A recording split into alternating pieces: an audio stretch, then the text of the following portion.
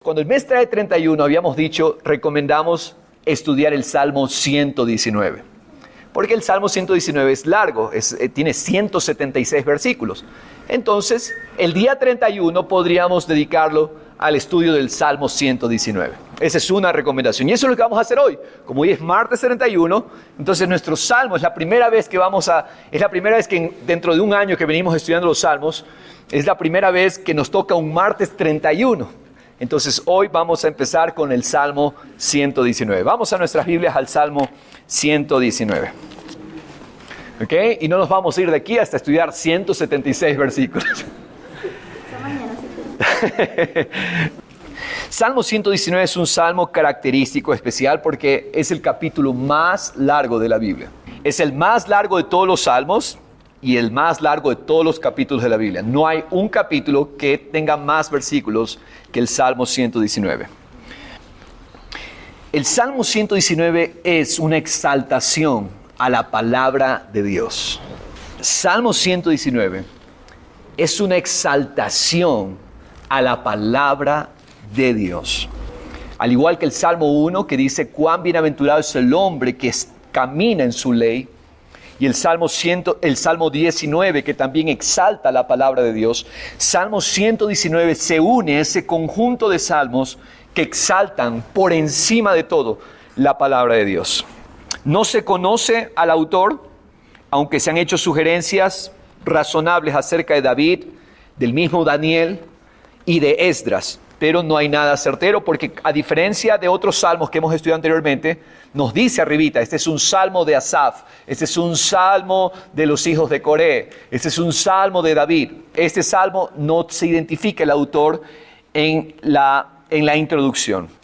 El salmista escribió este salmo probablemente, el escritor lo escribe ante situaciones adversas, situaciones que lo oprimían, porque eso vamos a ver en algunos versículos, que él habla de una presión que él está sufriendo. Se trata de un salmo acróstico. ¿Qué es un salmo acróstico? ¿Qué es un acróstico? Un acróstico es un arreglo de líneas, es un arreglo de frases, donde la letra inicial de cada línea, ¿sí?, tiene un sentido, ¿sí?, encierra una palabra, o conforma una palabra, la letra inicial. En el caso de este Salmo 119, no sé si ustedes están en sus Biblias, pueden verlo un ratito en sus Biblias, ¿no? Se dan cuenta que al inicio de cada 8 versículos hay una palabra. En el caso de la primera sección dice Aleph, ¿verdad? Bueno, en este Salmo hay 22 grupos de 8 versículos, 22 grupitos de 8.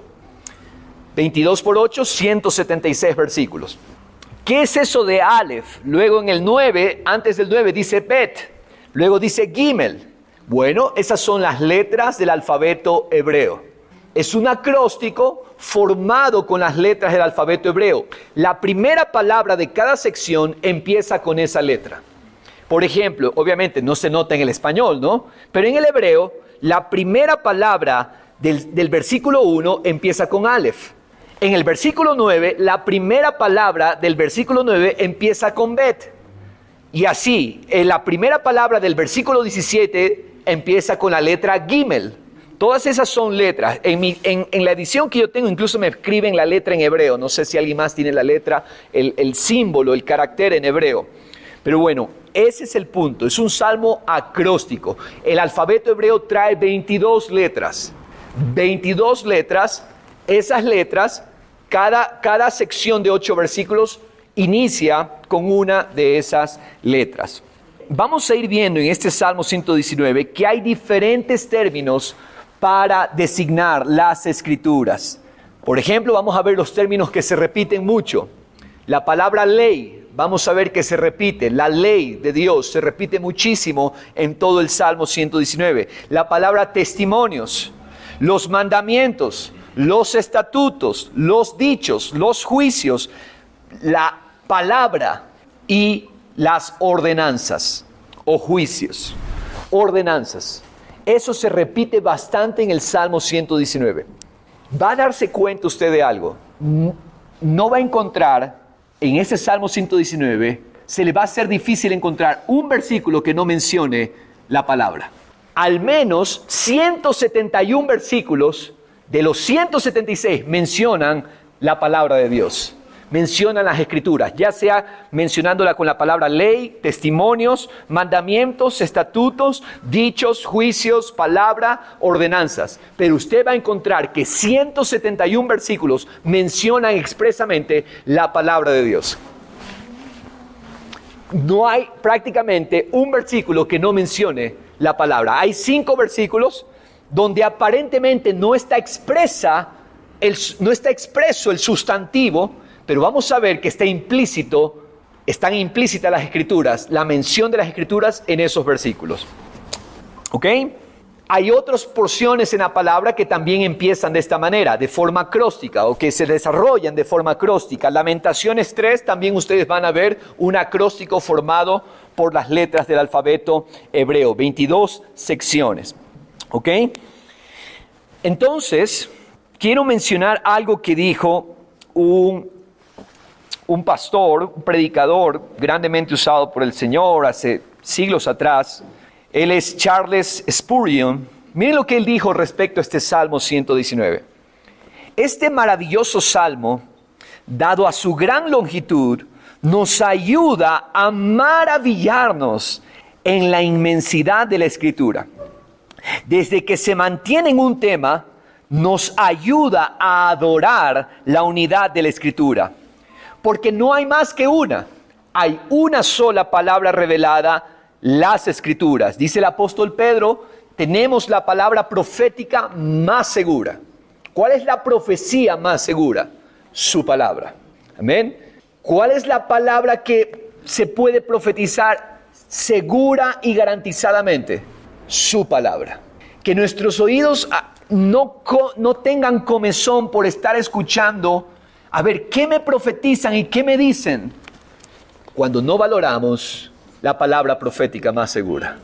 Esta es la palabra profética más segura. Nosotros creemos en el ministerio profético, nosotros creemos que Dios levanta profetas, pero todo profeta y toda profecía tiene que tener como ancla la palabra profética más segura.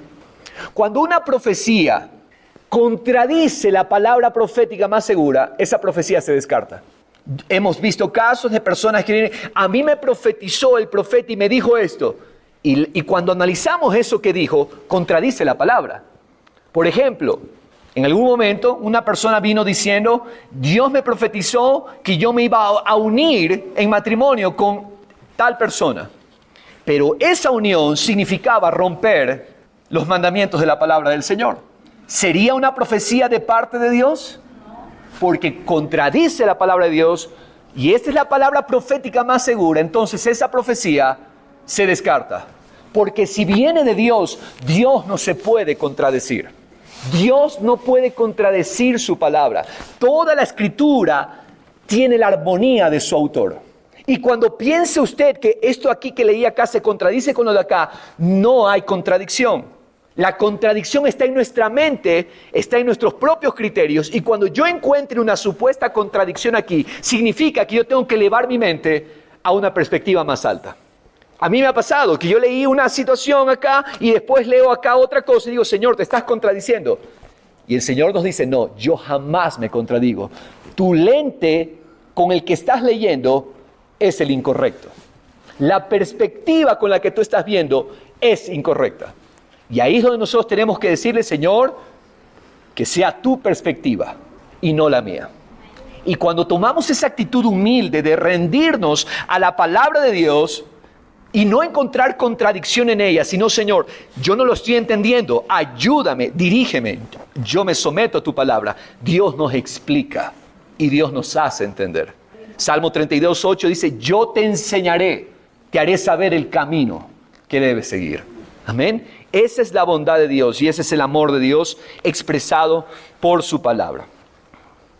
Dado a los muchos giros que da en el mismo pensamiento, nos ayuda a ver la variedad de la Escritura. Este Salmo 119 presenta la palabra de diferentes ángulos, diferentes, parecería que incluso se cambia de tema en cada versículo, pero todos son No tenemos que ver el Salmo 119 como una continuidad de pensamiento.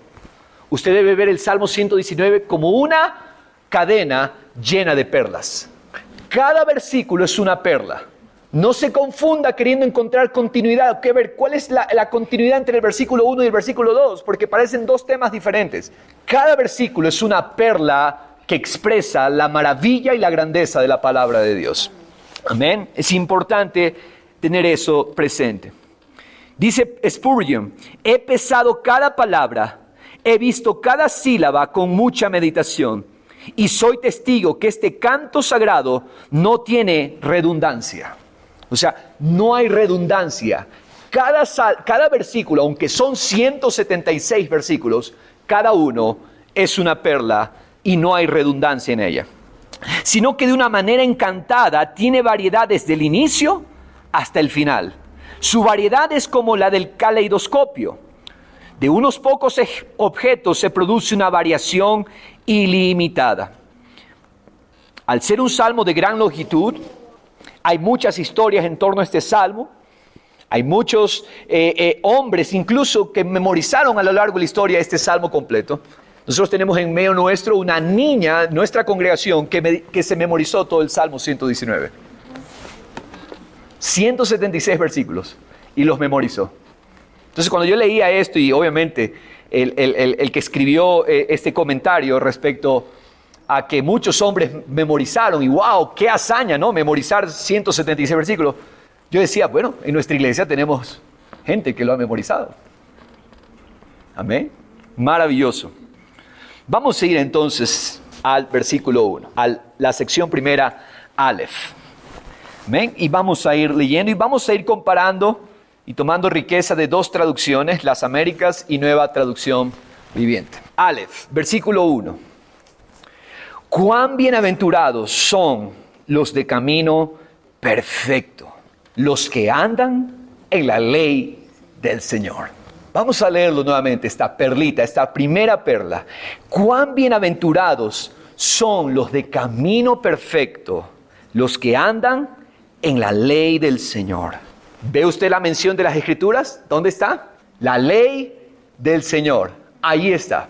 Cuán bienaventurados, dichosos, bendecidos, doblemente felices. La verdadera felicidad que es aquellos que andan en la ley del Señor. Aquellos que andan en la ley del Señor. Perfecto, menciona la palabra perfecto. Por 2 domingos, el Señor nos ha venido hablando a través del mensaje de su palabra acerca de un corazón íntegro. ¿Qué es un corazón íntegro? Un corazón que ha hecho una determinación, todo en él es del Señor, todo ese corazón es para el Señor. Un corazón íntegro es un corazón donde no hay divisiones. Por eso David oró en el Salmo 89, unifica mi corazón. El corazón del hombre es un corazón tendiente a dividirse. De hecho, se divide por causa de los ídolos. ¿Y qué son los ídolos? No estoy hablando de los muñecos de yeso. Eso no es común tanto hoy en día. Lo que sí es común, que el corazón se afana por muchas cosas, muchos intereses que dividen el corazón con respecto a Dios. Sí, yo amo a Dios, pero también amo mis criterios. Sí, yo amo a Dios, pero amo permanecer en mi dolor. Sí, yo amo a Dios, pero mis razonamientos también son válidos. Ese es un corazón dividido.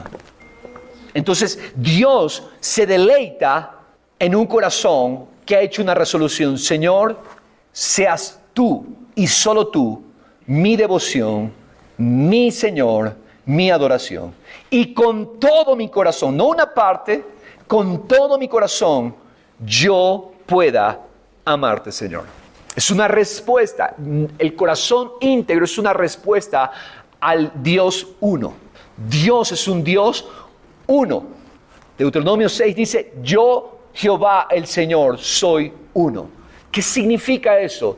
Que todos los propósitos de Dios llevan una sola línea. Dios no es que en un momento cambia, o varía, o muta, o evoluciona. Dios es uno.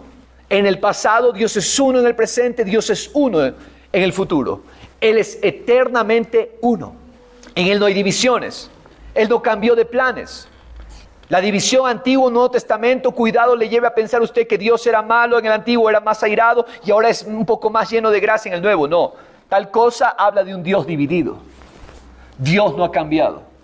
Dios es el mismo. Dios obró con gracia en el Antiguo Testamento y Dios obra con gracia en el Nuevo Testamento. Es más, vemos más gracia en el Antiguo Testamento incluso. Noé dice, halló gracia. Abraham halló gracia, David halló gracia ante los ojos de Dios. Por lo tanto, Dios es un Dios que sus caminos son iguales, son los mismos. En Él, dice Santiago, no hay cambios, no hay sombra, no hay variación. Y cuando yo adoro a ese Dios uno, entonces mi vida se vuelve una. ¿Qué tenemos que hacer, iglesia del Señor? Amar, responder a ese Dios uno. Pero ¿cómo va a ser posible? Pastor, hemos escuchado 2 mensajes respecto a la integridad y cuán importante es el corazón íntegro. Pues la respuesta está amando su palabra.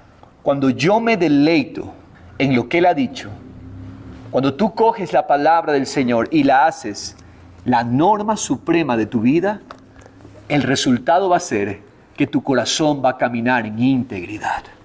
La integridad tú no la produces, la integridad parte de un corazón entregado a la palabra de Dios.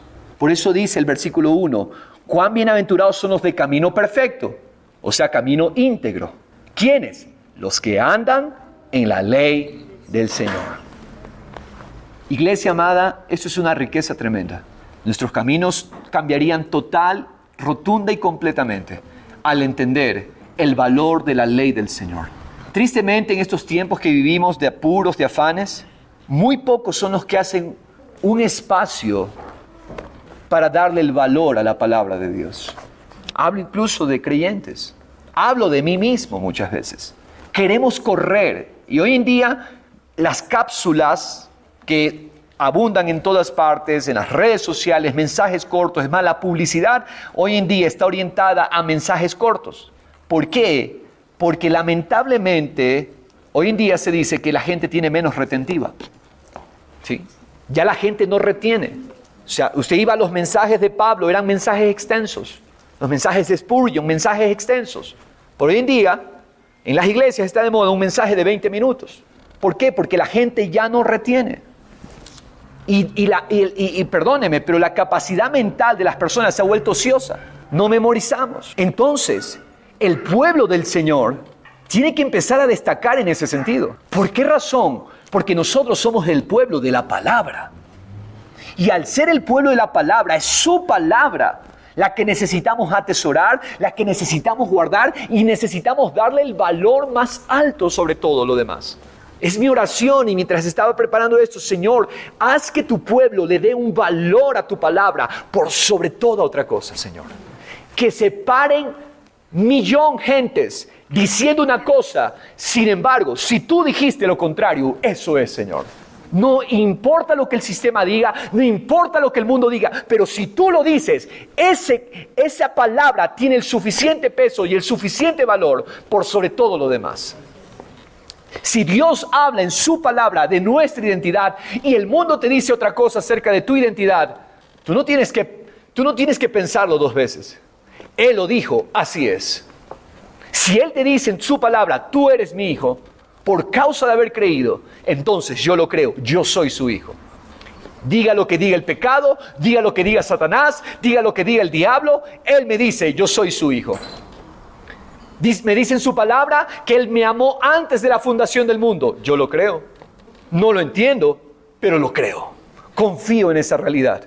Y entonces me deposito a darle el valor a esa palabra. Y mi vida va a empezar a caminar en integridad. Nuevamente el versículo 2 dice, cuán bienaventurados son los que guardan sus testimonios. Ahí tenemos nuevamente la palabra. Sus testimonios. Cuán bienaventurados son los que guardan sus testimonios y con todo el corazón le buscan. ¿Qué son los testimonios del Señor? Es la palabra injertada en el corazón que testifica en nuestro espíritu. Repito, ¿qué son los testimonios? Es la palabra de Dios injertada en el corazón y en determinadas circunstancias esa palabra va a testificar acerca de nosotros, acerca del Señor. Jesús tenía guardado el testimonio del Padre en su corazón. Por eso es que él no necesitaba el testimonio de la gente. Juan capítulo 2 dice que Jesús no se fiaba de lo que la gente diga. Había gente que venía y le decía a Jesús, qué lindo tu ministerio, Jesús, qué grande tu ministerio, qué grandes tus señales. Pero Jesús no se confiaba de esas palabras. Habían otros que venían a denigrar su ministerio. Otros que venían a hablar mal de él, insultarlo, incluso muchos.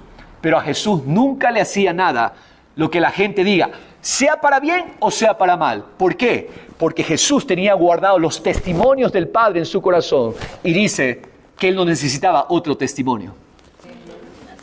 Cuando nosotros tenemos la palabra de Dios guardada en nuestro corazón, tú no necesitas otro testimonio. Tú no vas a necesitar que la gente venga y te esté halagando. Tú no vas a necesitar que alguien venga y te esté pasando la mano. ¿Por qué? Porque el testimonio del Padre en tu corazón va a ser más fuerte que cualquier otro testimonio. Y ese testimonio es determinante. Por eso dice este versículo 2, cuán bienaventurados son los que guardan sus testimonios y con todo el corazón le buscan. El mundo que busca la aprobación del hombre. La gente que está buscando la aprobación, los likes, las reacciones. Pero ¿qué tal si tú determinas en tu corazón, no quiero esas reacciones, quiero el testimonio de lo que Dios está diciendo de mí? Romanos 8 mismo dice, el mismo Espíritu Santo testifica a nuestro espíritu que somos hijos de Dios. ¡Qué poderoso testimonio! ¡Qué maravilloso testimonio! No necesitamos más testimonios, sino el testimonio de Dios. ¿Eso nos va a sostener en las tormentas? ¿Eso nos va a sostener en las pruebas? ¿Eso nos va a sostener ante la búsqueda de aprobación? Cuando tenemos el testimonio más poderoso, el testimonio de lo que Dios dice acerca de nosotros. ¿Qué pasa con aquellos que guardan sus testimonios? Miren lo que dice. No cometen iniquidad. Es decir, Dios nos va a guardar de vivir sin ley. Iniquidad en la Biblia es vivir sin ley. Hacer lo contrario a la ley. Como no hay ley, entonces ese corazón que no conoce los caminos va a tomar cualquier senda. ¿Cuál es la mejor disciplina para los ojos que se desvían? A ver cosas que no deben ver. Guardar los testimonios de Dios en el corazón. Porque cuando guardas los testimonios del corazón, entonces Él va a ser perfecto tu camino. No vas a cometer iniquidad. Dice, no cometen iniquidad, sino que andan en sus caminos. Ahí está nuevamente mencionada la palabra de Dios. Vaya subrayando si gusta o resaltando las referencias a la palabra de Dios. En el primer versículo, ¿cuál fue? Ley del Señor. En el segundo versículo, ¿cuál fue? Testimonios. En el tercer versículo que acabamos de leer, sus caminos. Dese cuenta cómo cada versículo es una perla que resalta la palabra de Dios. Sus caminos. Verso 4. Tú has ordenado tus preceptos. Tú has ordenado tus preceptos. Ahí están sus preceptos, sus ordenanzas. Tú los has ordenado. ¿Para qué? Para que los guardemos con diligencia. Iglesia, Dios nos dejó su palabra revelada para que sea guardada con diligencia. La más grande negligencia es ignorar, es despreciar, es no darle el valor a lo que Él ha dicho. Porque Él dejó su palabra para que la guardemos diligentemente. Verso 5. Ojalá mis caminos sean afirmados para guardar tus estatutos. Ojalá mis caminos sean afirmados, para guardar tus estatutos. ¿Qué es lo que expresa aquí el salmista? Miren lo que dice en Nueva Traducción Viviente. Oh, cuánto deseo que mis acciones sean un vivo reflejo de tus decretos. Expresa un deseo, un anhelo. ¿Qué tal si todos tendríamos el mismo deseo? Señor, cuánto deseo que mis acciones sean un vivo reflejo de tus decretos. Expresa eso, un amor por la palabra de Dios. Señor, esos decretos determinarán mis acciones. Sus mandamientos determinarán nuestras acciones. Es sencilla la vida cristiana. Muy sencilla la vida cristiana. Atesora los decretos del Señor y tus caminos se ordenarán por resultado. Repito, la vida cristiana es tan sencilla. Dale el valor a su palabra, atesórala en tu corazón y vas a ver que tus caminos se enderezan. ¿Qué es lo que necesitamos? No necesitamos hacer lo imposible. No necesitamos hacer piruetas. Muchas veces creemos que la vida cristiana se trata de hacer cosas milagrosas e imposibles. No, la vida cristiana es sencilla. Es depositarme por completo, confiar y rendirme 100% a lo que Él ha dicho.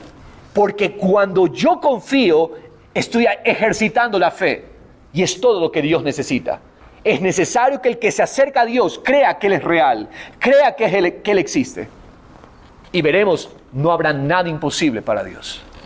Si aprendiéramos a responder a las circunstancias dándole el valor a su palabra, wow, eso lo cambiaría completamente todo.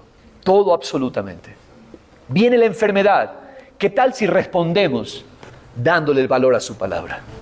Viene la crisis. ¿Qué tal si respondemos dándole el valor a su palabra? Decisiones difíciles, Señor, me rindo. ¿Qué dice tu palabra? No quiero apoyarme en mi propia prudencia, sino en lo que tú has ordenado en tu palabra, Señor. Verso 6, ¿cuál será el resultado? Entonces, léalo por favor. Entonces conecta. Lo primero es la causa, entonces el resultado. Entonces, léalo usted. No seré avergonzado. ¿Por qué tenemos hoy mucha gente avergonzada? Muchos cristianos avergonzados por no darle el valor a su palabra. Yo le aseguro esto, porque hay mucho sustento bíblico. Persona que da el valor a la palabra jamás quedará en vergüenza. Jamás quedará en vergüenza. Dice Salmo 25:1, a Jehová levantaré mi alma. Dios mío, en ti confío, no seré avergonzado. Confianza en Dios te libra de la vergüenza. Confiar en Dios, hacer supremo a Dios y su palabra, te librará de toda vergüenza. Pero tú no le das el valor a la palabra, quedarás avergonzado. Es totalmente contrario, es un paradigma completamente diferente al de este mundo. El mundo desprecia su palabra. El mundo habla de este libro como un libro pasado de moda. Los que están camino al fracaso y a pasar muy pronto son ellos. Porque los cielos y la tierra van a pasar, pero su palabra sigue vigente. Me olvidaba decir en la introducción algo muy importante. Hay muchos que han dicho, parece que el escritor adora mucho la palabra de Dios, la palabra en este Salmo 119. Hace como una adoración a la palabra en vez de adorar a Dios. Yo quiero decirle, es que Dios es la palabra y la palabra es Dios. La palabra de Dios tiene todo el poder de Dios. Contiene a Dios. Y su palabra, dice el libro de Hebreos, que su palabra constituyó el universo. Se imagina, todo lo que existe fue constituido por la palabra de su poder. Entonces, si entendiéramos que esto es más que simples letras y líneas y oraciones, sino que es Dios mismo, que cuando yo confío, todo el poder de Dios se desata a través de su palabra. ¿Qué es lo que necesitamos? Dejar de buscar experiencias y confiar más en su palabra. Los judíos pedían milagros, señales. Los griegos pedían sabiduría humana. Pero esto es poder de Dios. Esto es transformación. Y Jesús dijo, no me busquen por milagros y por señales, sino confíen a la palabra que yo he hablado. Es más, en un momento Jesús los confronta a los discípulos. Ustedes también se quieren ir porque muchos discípulos estaban desertando. Porque era dura esa palabra. Era confrontante para la carne. La palabra de Dios confronta, sí, nuestra carne. Pero nuestro espíritu es edificado por su palabra. Tiene que entender eso. La palabra de Dios es fuerte, es fuego, sí, contra la carne. Pero al espíritu lo anima, lo edifica, lo fortalece y lo restaura. ¿Quién tiene miedo a la palabra de Dios? Nuestra carne. Nuestra carne. ¿Se recuerda cuando Israel estaba al pie del monte Sinaí y Moisés estaba arriba? Antes de eso, el pueblo le dice a Moisés, nosotros no vamos a ir allá arriba, eso está tremendo. Truenos, relámpagos, ahí está Dios. Anda tú, Moisés, y después nos cuentas a nosotros qué pasó. No sea, dice la palabra, que nosotros muramos. ¿Por qué tenían miedo ellos? Porque la carne le tiene miedo a la palabra de Dios. Porque la carne muere ante la palabra de Dios. Porque la carne busca control y la palabra te invita a confiar. La carne te dice, no lo hagas. Pero la palabra de Dios te dice, confía. La carne te dice, tú tienes que estar en control. Pero la palabra de Dios te dice, Él está al frente. Él gobierna. Confía en mi palabra. Confía en lo que yo he dicho. Por lo tanto, dice, no seré avergonzado, el verso 6, al considerar todos tus mandamientos. Todos tus mandamientos. No seré avergonzado. Verso 7, con rectitud de corazón te daré gracias al aprender tus justos juicios. ¿Cómo se alinea el corazón? ¿Cómo el corazón se vuelve? El pastor el día domingo explicó algo que me pareció muy importante. Cristo nos dio justicia en el Espíritu, pero yo soy llamado a tomar esa justicia y aplicarla a mi alma para vivir en justicia práctica. Resulta que puede darse el caso que muchos digan, yo soy justo delante de Dios, pero sus obras son injustas. Yo soy justo delante de Dios y sigo robando. Yo soy justo delante de Dios y sigo hablando mentiras. Yo soy justo y sigo cambiando la verdad. Pues déjeme decirle, algo está pasando allí que no está bien. Porque esa justicia que Cristo nos imputó, que Cristo nos dio, que Cristo nos asignó, esa misma justicia se aplica en el alma y vamos a vivir rectamente. Por eso dice este versículo 7, con rectitud de corazón te daré gracias al aprender tus justos juicios. ¿Qué es lo que pasa cuando yo aprendo los juicios de Dios? Mi corazón aprende rectitud. ¿Se da cuenta de algo que no es de nosotros formar la rectitud? Es de nosotros valorar su palabra. Y entonces la rectitud es un resultado, es un fruto en el corazón. Ahí está la clave. ¿Ven? Juicios, la palabra juicio. Quisiera explicar esta palabra juicios, porque es una palabra que no se entiende. Juicios son las regulaciones de Dios. Los juicios de Dios son todas las órdenes que Dios ha dado para que el mundo opere. Cuando el mundo viola esos juicios, sufre consecuencias. No es que Dios está ahí arriba esperando a ver quién rompe una ley para caerle, no. Basta que se viole ese camino, ese juicio, y se experimente una consecuencia. Por ejemplo, un juicio de Dios: honra a tu padre y a tu madre, y tendrás una larga vida y vivirás muy bien. Eso dice la palabra. Yo violo ese juicio, no es que Dios va a buscarme para ver dónde estás para castigarte. No, automáticamente yo violo ese juicio y entonces me expongo a la consecuencia. Porque tenemos esta idea de que Dios está allí buscándonos para darnos vara. No, cada vez que yo violo un juicio, yo ya me someto a la consecuencia. Por ejemplo, vamos a ponerlo en la práctica. ¿Sabía usted que las leyes de la ciencia son juicios de Dios? Cada ley científica, sea física, química, gravitacional, todos los principios de la ciencia, biológicos, todos estos son juicios de Dios. Por esos juicios el mundo es ordenado, el universo funciona, opera, por los juicios de Dios. ¿Qué es lo que estamos haciendo al estudiar matemáticas?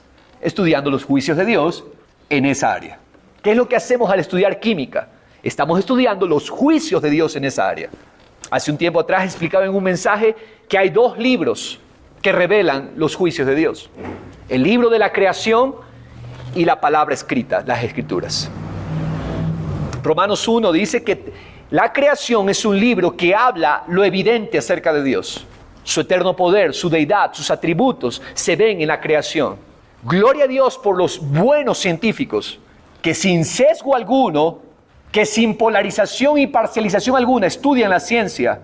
Y dijo Pasteur, mucha ciencia nos acerca a Dios, poca ciencia nos aleja de Dios.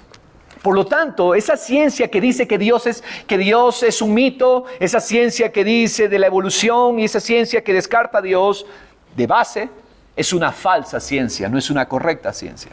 Amo la ciencia, tengo muchísimos libros de ciencia y muchos libros de ciencia también vistos desde la perspectiva bíblica, porque la ciencia no nos aleja de Dios, la ciencia nos va a acercar al Señor, la correcta ciencia.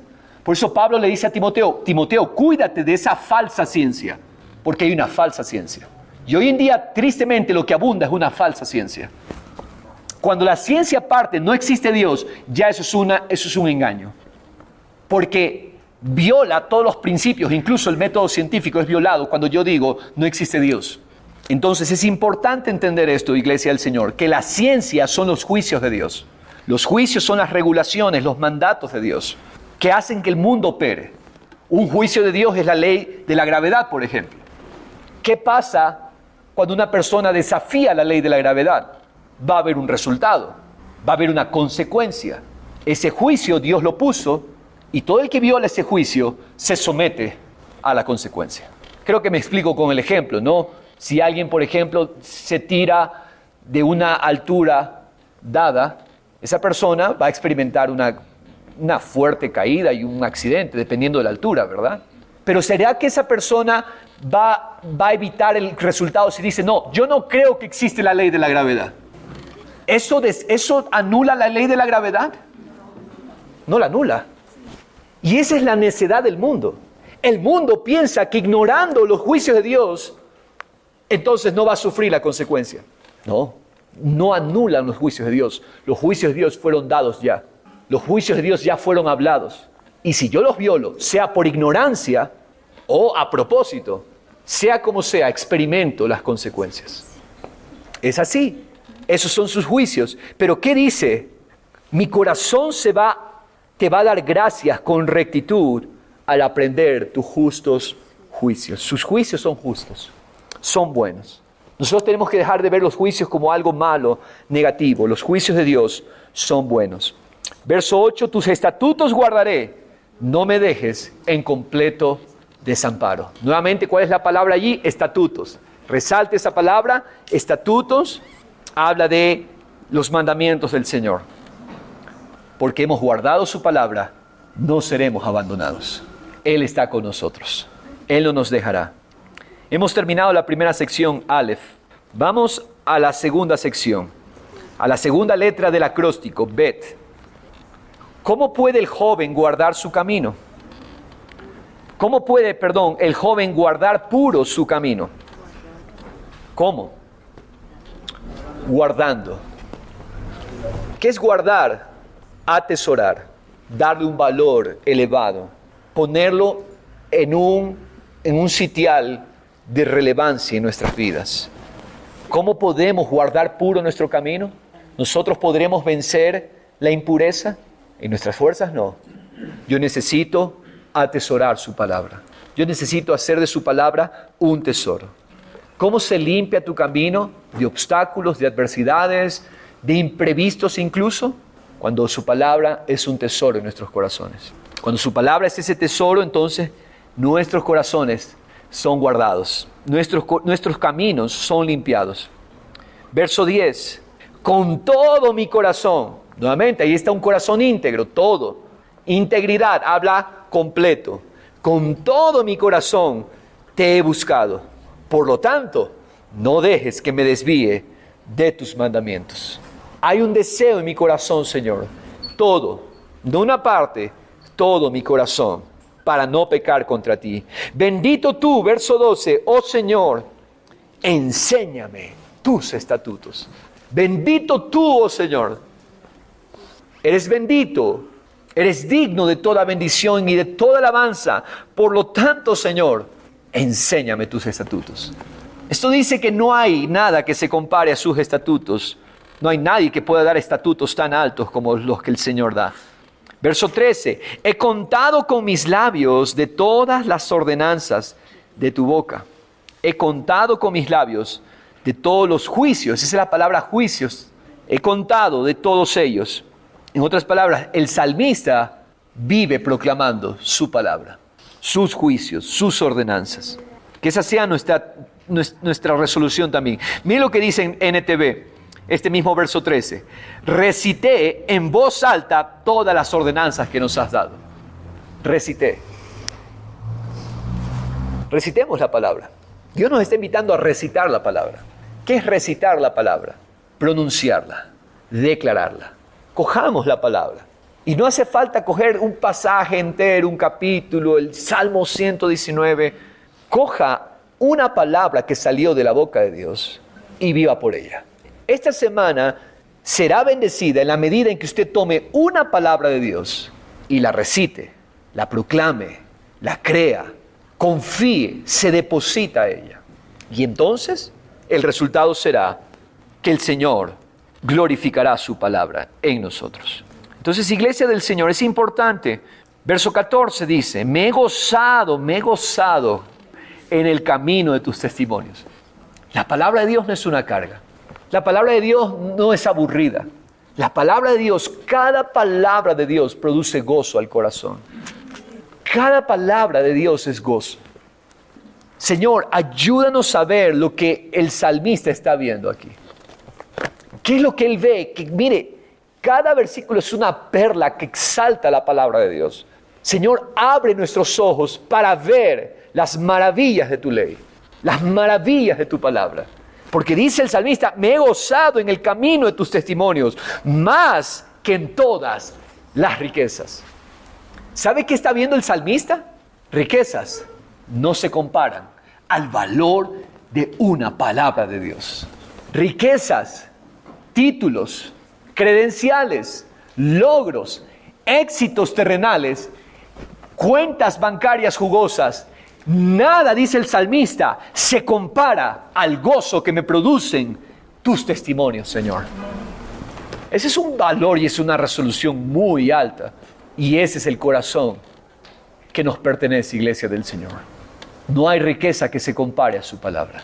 Iglesia, no hay riqueza, no hay dinero, no hay cantidad, no hay valor que se compare al gozo. Cuando usted ve la cuenta bancaria y ven que ya le han pagado el sueldo del mes, eso produce gozo. Pues déjeme decirle, haga la determinación en su corazón, Señor, no hay gozo comparable a una palabra tuya, Señor. No hay gozo comparable. Más dice que en todas las riquezas. Iglesia del Señor, nosotros tenemos que ser el pueblo que ama y que valora y que le da el peso a su palabra. ¿Estás haciendo lo que estás haciendo? Yo te hago la pregunta, ¿eso que estás haciendo, Dios te dijo que lo hagas? ¿Dios te dio una palabra para que lo hagas? ¿Vives el propósito de vida que estás viviendo? ¿Dios te lo dijo? Es muy peligroso caminar y hacer las cosas sin que Dios haya dicho. Dice la palabra que el hombre no vive de pan. El hombre, su vida está garantizada por cada palabra que sale de la boca de Dios. Nuestra vida está garantizada cuando yo rindo todo mi ser a esa palabra de Dios. ¿Qué palabra de Dios estás meditando esta semana? ¿Qué palabra has agarrado? ¿La estás recitando? ¿La estás memorizando? ¿La estás atesorando? ¿En qué palabra te estás depositando por completo? Tu corazón, tu alma, tu mente, tus fuerzas. Esfuérzate por guardar la palabra. Es tiempo de dejar de ser flojos y vagos con la palabra de Dios. A Dios se lo ama con todas las fuerzas. Y es tiempo de amar y poner esfuerzo. Voy a guardar su palabra. Es una resolución fuerte del corazón. Tengo que poner fuerza. Hombres de Dios, tenemos que ser fuertes, esforzarnos por guardar su palabra y hacerla primordial, hacer un altar en nuestro corazón a su palabra. Después nos estamos quejando que por qué nos pasa esto, y por qué la vergüenza, y por qué los problemas, y por qué las distracciones. ¿Sabes por qué? Porque no has puesto fuerzas en darle el valor a su palabra. Nos esforzamos para tantas cosas. Nos esforzamos por hacer las cosas a nuestra manera. Nos esforzamos por levantarnos e ir al trabajo. Nos esforzamos por ir a estudiar. ¿Cuánto nos estamos esforzando? Más deberíamos estar esforzándonos por guardar su palabra. Y yo no te estoy hablando de cantidad de palabras y de memorizarte toda la Biblia, pero hacer de tu vida cada día, cada semana o cada mes, aferrarte a la palabra de Dios y esforzarle a la mente ociosa y vaga a guardar la palabra del Señor. Porque su palabra es lo que determinará nuestro destino y nuestro camino de victoria sobre la tierra. Eso es lo que necesitamos. Guardar su palabra. Ver su palabra como la perla más alta. El oro, la riqueza es su palabra. Es triste hoy en día. Tantas iglesias se predica tantas cosas. Motivación, superación personal y tantas cosas. Y no hay lugar para su palabra. Yo doy gracias a Dios por haber Él. No es de los hombres. Él hizo esa operación en mi corazón hace mucho tiempo. Darle un valor especial a lo que Él dice. Se puede parar todo el mundo de cabezas, pero si Él dijo algo en su palabra, no me importa lo demás. Me importa lo que Él piensa y lo que Él dice. Eso cuenta. Eso es riqueza. Eso es oro. Porque hay tanta ignorancia en el pueblo cristiano por pastores que no le han dado el valor a su palabra. por líderes que no han enseñado a que el pueblo se esfuerce por guardar su palabra. Eso es lo que necesitamos. Nuestras familias serían vigorosas, fuertes, radiantes, vencedoras, si diéramos el valor a su palabra. Es triste, es lamentable cómo el pueblo de Dios está sufriendo por falta del conocimiento de su palabra. Aquí están los caminos de Dios para todo. Pero tenemos tiempo para tantas distracciones, tenemos tiempo para tantas cosas, tenemos tiempo para las redes sociales y tiempo para tantas cosas. ¿Cuánto tiempo nos estamos esforzando por su palabra? Por conocerla, por leerla, por escudriñarla. ¿Cuántos comentarios bíblicos tienes y estás leyendo? Es importante ver lo que otros hombres, siempre con el criterio correcto, meditar qué dicen otros hombres acerca de su palabra. Por ahí no, pastor, es que a mí no me gusta la lectura. Tiene que empezarte a gustar la lectura. No es una opción, porque vas a perecer por no escudriñar la palabra. Es importante. Soy enérgico y enfático en esto porque esta es nuestra vida, iglesia. Yo no te estoy diciendo que hagas lo imposible. Vuélvete siervo de su palabra. Es importante esto, iglesia. Me he gozado en el camino de tus testimonios, más que en todas las riquezas. Verso 15, meditaré en tus preceptos y consideraré tus caminos. Es tiempo de dejar de ser ociosos. Si nos esforzamos para tantas cosas, esforcémonos para su palabra. Fórzate a ti mismo, no me voy a dormir, porque su palabra tiene peso. Dile al Señor, Señor, quiero ver lo que otros están viendo y que yo no lo veo. Me deleitaré en tus estatutos y no olvidaré tu palabra. Aprende a tomar notas. Aprende a escribir. Qué pena la ociosidad de estos tiempos. Ni escribir, ni memorizar. Y eso está mal. Verso 17. Favorece a tu siervo para que viva y guarde tu palabra. Favorece a tu siervo para que viva y guarde tu palabra. Si hay algo que Dios favorece, si hay algo que Dios bendice, es el esfuerzo que hacemos por guardar su palabra. No pidas favor para otras cosas. Pide favor para guardar su palabra. El resto será un resultado. Señor, favoréceme para hacer la disciplina de permanecer en tu palabra, de memorizar tu palabra, de injertar tu palabra. Y cuando tú recibes ese favor para su palabra te dará el favor para todo lo demás. Verso 18. Abre mis ojos. Esto es lo que necesitamos clamar. Abre mis ojos para que vea las maravillas de tu palabra. Abre nuestros ojos, Señor, para que veamos las maravillas de tu palabra. El siervo de Eliseo viene y le dice a Eliseo, Señor mío, hay un ejército contra nosotros. Y Eliseo oró, abre sus ojos, Señor, para que vea que más son los que están con nosotros que los que vienen en contra nuestra. ¿Qué es lo que necesitamos? Que tus ojos se abran, que nuestros ojos se abran para ver las riquezas de su palabra. Y entonces dejaremos de ser comunes, normales, derrotados, porque cuando vemos su palabra, cuando vemos su ley, cuando vemos sus maravillas, nuestra vida se vuelve conquistadora, victoriosa, vencedora. Padre, eso clamamos, que abras nuestros ojos para ver las maravillas de tu ley. Qué preciosa realidad, Señor. Abre los ojos de tu iglesia para que vea no letras, no líneas, sino para que vea riqueza en cada palabra que sale de ti, Señor. Aquí estamos y nos rendimos, Jesús, a tu palabra. Oh Señor, no permitas que nos desviemos, no permitas que nos desconcentremos, Señor. No seremos avergonzados, no seremos defraudados, porque ninguno de los que esperan en tu palabra será avergonzado, Señor. Gracias, Señor Jesús. Gracias por esta operación en el corazón que solo tú puedes hacer. Abre nuestro entendimiento, abre nuestro corazón. No te pedimos algo que ya nos haya sido dado, pero ciertamente, Señor, aún no alcanzamos a ver, aún no alcanzamos a contemplar las maravillas de tu palabra, Señor. Y es por eso que hoy te pedimos, ábrenos los ojos, para ver que cada palabra tiene el peso de tu gloria, para ver que cada palabra tuya tiene tesoros, que cada palabra tuya vale más que todo el oro refinado. Padre, abre los ojos de tu pueblo para que se dé cuenta que cada palabra tuya es de mayor peso que los criterios humanos. Abre los ojos de tu pueblo para que se dé cuenta que tu palabra no pasa. Modas van y vienen.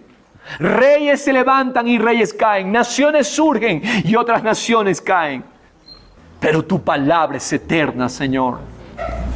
Tu palabra es eterna, Jesús. Oh Cristo, cuánto necesitamos de ella. Padre, hoy al participar de Cristo Jesús, gracias por el privilegio, Señor, de hacernos el pueblo del pacto. Por la sangre de Cristo somos el pueblo del pacto. Ahora, Señor, que al participar de ti, Jesús, recibamos esa gracia de que nuestros ojos sean abiertos. Padre, clamamos a ti, abre nuestros ojos para que veamos las maravillas de tu palabra. Clámale al Señor, es tu derecho, es tu regalo, te pertenece. En Cristo no había otra cosa sino un amor por la palabra de su Padre. Es más, Cristo era la palabra encarnada. Cristo, el verbo encarnado, la palabra encarnada. Al participar hoy de Cristo, participas del verbo hecho carne.